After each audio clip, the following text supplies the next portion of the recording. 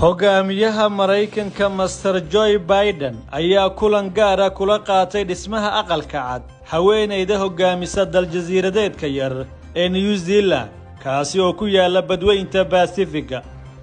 nidaamka Washington ayaa u muuqda in dalalka kan uu ka dhaadhicinayo ka hortagista isballaarinta muuqata ee Indo-Pacific ee Shiinaha.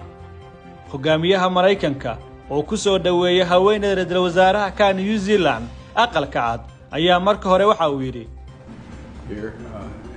Prime Minister is welcome to the White House. We last saw each other at the launch of the Indo-Pacific Framework, which is, I think, a fairly big deal for all of us, and we need your guidance. And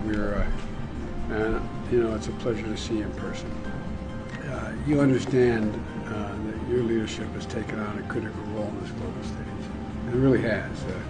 Galvanizing action on climate change, a global effort to confront violence, extremism, and online, like happened at Christchurch, call, and we want to I want to work with you on that effort, and I want to talk to you about what those conversations are like. labada hogaamiye ayaa wada hadal gaar ah oo dhowr saacadood qaatay kaasi oo albaabada ay u xirnaayeen ku yeeshay aqalka cad. waxaa la rumaysan yahay inta wada hadalkoodu uu socday inay diiradda ku saareen arrimo fara badan oo gobolka la xiriira iyo qorshayaal quseeya isballaarinta Beijing. isagoo la hadlayay warbaahinta wuxuu Biden sheegay in la kulanka uu la kulmay haweeneyda ra'iisul wasaaraha ka dalka New Zealand ay runtii muujinayso doorka muhiimadda ah ee la xiriira arrimaha gobolka, isbeddelada cimilada iyo dadaalada caalamiga ah ee lagu xakameynayo xagjirnimada iyo rabshadaha hubka. docda kale isagoo u muuqda inuu carabka ku adkeynayo in Mareykanka uu raadinayo inuu iskaashi la yeesho dabcan New Zealand si buu yiri aanu wax badan oo danahayaga muhiim ugu ah labada dal oo aanu isla meel dhigno. uma imaan inaan xukunno ama aan dhigno sharciga ayuu yiri Biden. waxaan u malaynayaa inay jirto fursad badan oo lagu samayn karo adduunka mid ammaan ah oo wax looga qabanayo deegaanka. ra'iisul wasaaraha New Zealand oo kulankan gaarka kula qaatay aqalka cad madaxweynaha Mareykanka ayaa marka hore ka mahad celisay soo dhaweynta iyo wada hadallada mudnaanta leh oo labada hogaamiye ay yeesheen. waxa ay qirtay inay mar walba muhiimad siinayaan labada dal sidii u xoojin lahaayeen danaha waaweyn ee ka dhaxeeya. haweeneyda waxay marka hore dareen tacsi ah la wadaagtay madaxweynaha Mareykanka iyo guud ahaan shucuubta Mareykanka. Can I bring the sincere condolences of the people of Aotearoa, New Zealand, for what you have experienced in Texas and in New York, and it's been devastating to see the impact on those communities.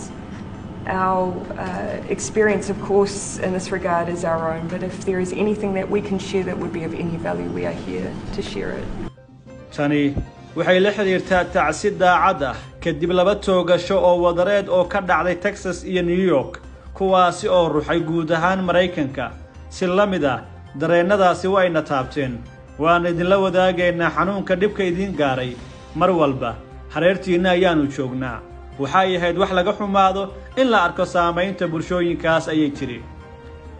wada hadalkan foolka ay ka dhacay aqalka cad waxa uu imaanaya iyadoo Washington ay sii wado inay raacdo isafgarad weyn oo dhexmara saaxiibadeeda caalamiga ah si loo hubiyo ficilada Shiinaha ee arrimo badan oo kala duwan kuwaasi oo laga soo bilaabi karayo muranada ku saabsan ilaalinta hantida caqliga ilaa badda iyo khilaafaadka kale ee xuduudaha ka jira. xogayaha arrimaha dibadda ee Mareykanka ayaa sheegay in toddobaadkii hore ay jirto isku xirnaan sii kordhaya oo ka dhex jirta beesha caalamka oo ku saabsan baahida loo qabo in la wajaho xiriirka Beijing iyadoo xaqiiqo ay tahay. waxaanu intaasi ku daray in Washington ay raadin doonto inay hogaamiso koox ka mid ah quruumaha si ay ula kulmaan muddo dheer caqabad ku ah nidaamka caalamiga ah ee Shiinaha.